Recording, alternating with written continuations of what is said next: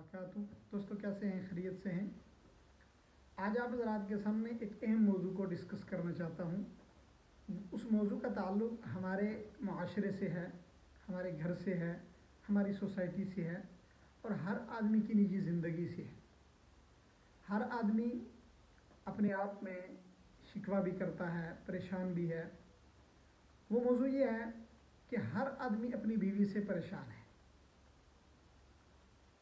ہر کا مطلب یہ نہیں ہے کہ سارے ہی، یعنی تقریباً ہر ایک کے ساتھ کوئی نہ کوئی مسئلہ ہوتا ہے، لیکن کچھ چیزیں ایسی ہوتی ہیں کہ مرد برداشت کر لیتے ہیں، لیکن چند ایک امور ایسے ہیں کہ مرد انہیں کبھی برداشت نہیں کرتا، چاہے بیوی کے اندر کتنی خوبیاں ہوں۔ ان میں سے ایک چیز ہے زبان درازی۔ زبان دراز عورت مرد کے لیے کتنی وبال جان ہے، اور مرد پر کیا گزرتی ہے کہ جو مرد اس کے کھانے کا انتظام کرتا ہے، اس کے کپڑے کا انتظام کرتا ہے، بیماری میں اس کی دوائی کا انتظام کرتا ہے، یعنی ہر اس کی ضروریات کی کفالت کرتا ہے اور اس کو ہر طرح سے مطمئن کرنے کی کوشش کرتا ہے۔ اس کے باوجود جب عورت کی طرف سے عہد شکنی ہو، دل شکنی ہو اور اس طرح کے امور سرزد ہو جائیں کہ شوہر یہ سمجھے کہ میں نے جو کچھ کیا تھا اس سارے پر تو پانی پھر گیا۔ اسی سلسلے میں ایک کلپ میرے ہاتھ لگا ہے ایک نامور عالم دین کا، تو میں چاہتا ہوں کہ آپ حضرات کو وہ سنایا جائے۔ ایک سوال ہوا ہے، اس سوال کے ضمن میں انہوں نے کیا فرمایا ہے۔ تو کیا اس کو طلاق دینا ضروری ہے؟ اور کہتے ہیں کہ سنا ہے کہ بد زبان عورت کے خاوند کی دعا قبول نہیں ہوتی، اس میں شوہر کا کیا قصور ہے؟ تو پہلی بات تو یہ کہ بات غلط ہے، بد زبان عورت ہو اور شوہر کی دعا قبول نہ ہو، بیکار سی بات ہے، کسی نے غلط کہا۔ دوسرا یہ کہ جو خواتین بد اخلاقی شوہر کے ساتھ کرتی ہیں یہ بڑا حرام اور گناہ کبیرہ ہے۔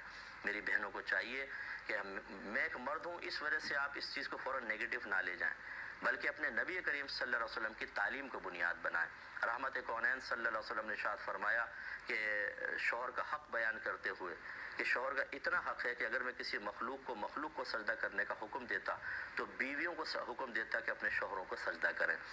اور دوسرا رحمت کونین صلی اللہ علیہ وسلم نے ایک مرتبہ عورتوں کے گروہ سے فرمایا کہ اے عورتوں، تم کثرت سے صدقہ کیا کرو، کیونکہ میں نے تم میں سے اکثر کو جہنم میں دیکھا ہے۔ اب تم میں سے مراد وہ صحابیات نہیں تھیں، عورتوں کے طبقے کو مخاطب کر کے سرکار فرما رہے ہیں۔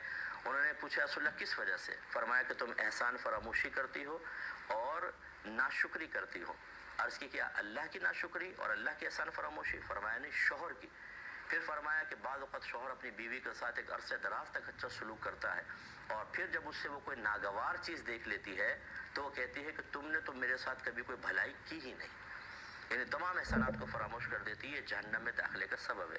یہ وہ ہے کہ نبی کریم نے اس میں تعداد بیان نہیں کی، ایک دفعہ بھی اگر یہ عورت ایسا کرے گی تو دخول جہنم کا سبب۔ اور جو بیوی ایسا کرے کہ ہر روز شوہر کی عزت اتار کے ہاتھ پہ رکھ رہی ہو، وہ بھی بچوں کے سامنے، اور بد اخلاقیاں کر رہی ہو، شاؤٹنگ کر رہی ہو، چیخ چیخ کے چلا کے گریبان پکڑ رہی ہو۔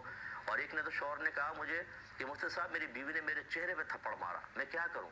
تو ان کو بھی میں نے جواب یہ دیا کہ بیٹا صبر ہی کرو، ایسے شوہروں کو صبر ہی کرنا ہوگا، جب آپ کچھ کر ہی نہیں سکتے تو صبر کریں، کیونکہ قصور آپ کا بھی ہے کہ آپ نے کون سا بیوی کو دین سکھایا تھا کہ اس موقع پر ہمارے یہاں تو دینداروں نے بیڑا غرق کیا، دل میں خوف پیدا کرتے اور اس کی زبان بند ہو جاتی اور اس کا ہاتھ پیچھے ہو جاتا ہے کہ نہیں میں تو جہنم میں چلی جاؤں گی۔